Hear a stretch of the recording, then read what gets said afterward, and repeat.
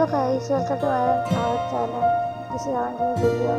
আজকে আমরা কিছু রান্নার রেসিপি দেখাবো। চলুন শুরু করা যাক। প্রথমে কড়াইয়ে তেল গরম করতে দেওয়া হয়েছে। তেলের মধ্যে আগের থেকে লবণ হলুদে মাখিয়ে রাখা পটলগুলো দিয়ে দেওয়া হচ্ছে। আজকে পটল ভাজি হবে। পটলগুলো একটু নেড়ে চেড়ে নেওয়া হচ্ছে যাতে নিচে লেগে না যায় কড়াইয়ের সাথে।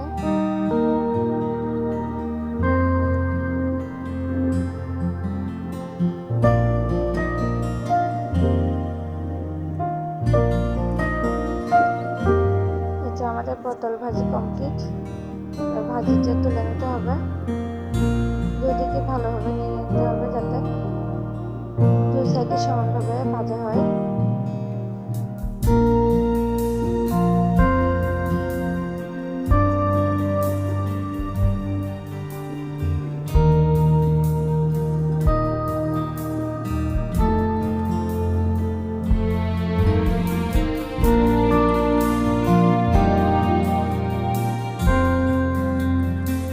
পটলগুলো আমরা তুলে নিব।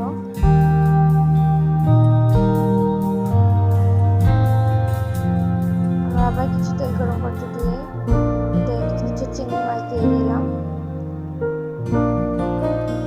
চিংড়ি মাছটা ভাজা হয়ে গেলে হালকা তাতে কিছু পেঁয়াজ কুচি দিয়ে দেওয়া হলো।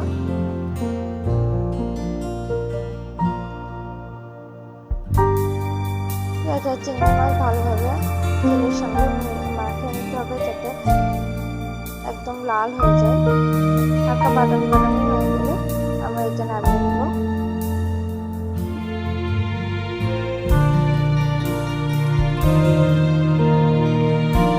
তো আমাদের পেঁয়াজ আর চিংড়ি ভাজা হয়ে গেছে। এটা আমরা মশলা দিয়ে দেব। ঝাল বাটা আর আদা রসুন আর পেঁয়াজ বাটা। এই মশলাগুলো এখানে পাটায় দিতে দিয়ে দেওয়া হয়েছে। এবার কিছু পানি দেওয়া হবে। পানি দিয়ে ভালো মতো এটা কষাতে হবে।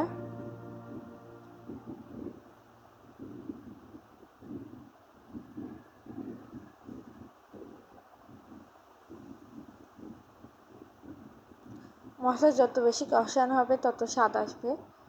মশলাটা ভালোভাবে কষাতে হবে।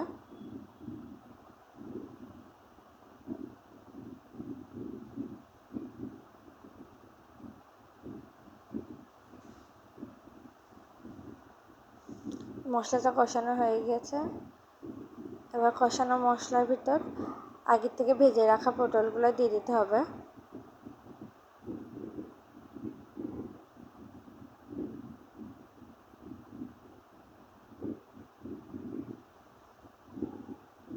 এবার এটা ভালোভাবে মশলার সাথে মাখিয়ে নিতে হবে।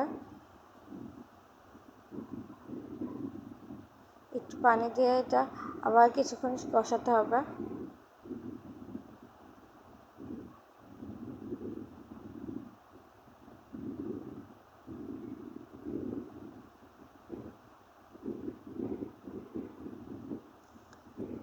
তো আমাদের পটলের তরকারি রান্না করা হয়ে গিয়েছে। এটা হচ্ছে পটল চিংড়ি মাছের তরকারি। আমাদের রান্নাটা একদম ফুল কমপ্লিট। এবার আমরা এটা তুলে নেব একটা বাটিতে। এখানে আমার আম্মু কিছু কাঁঠালের বিচি নিয়েছে। এখন কাঁঠাল তো সবাই ঘরে থাকে। এখন কাঁঠালের বিচি হচ্ছে ভর্তা করার জন্য এখানে নিয়েছে। প্রথমে তো একটু পানি দিয়ে সেদ্ধ করতে দেওয়া হচ্ছে। এবার কাঁঠাল বিচিগুলো সেদ্ধ হয়ে গিয়েছে। এখন ভালো করে এটা হচ্ছে পেঁয়াজ আর শুকনো ঝাল দিয়ে ভর্তা করা হবে।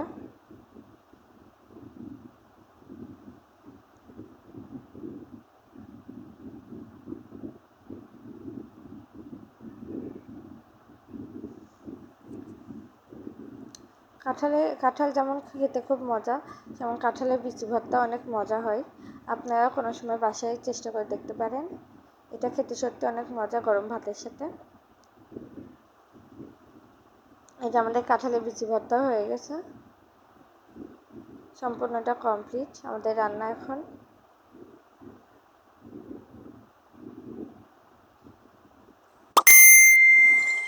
এই তো আমাদের আজকের রান্না। পটল আর হচ্ছে কাঁঠালের বিচি ভর্তা। আমাদের চ্যানেলটা সাবস্ক্রাইব করবেন। ধন্যবাদ।